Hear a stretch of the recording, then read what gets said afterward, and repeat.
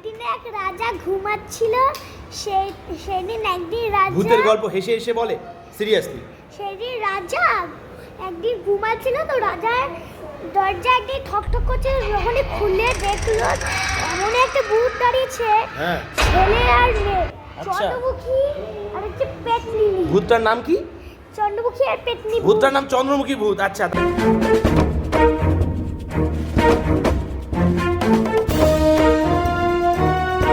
আচ্ছা, তারপর হচ্ছে ডাইনি।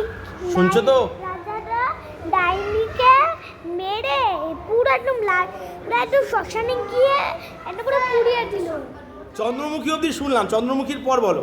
তারপরে হুম। আবার সকালবেলা যখন শ্মশানে গেল, হ্যাঁ।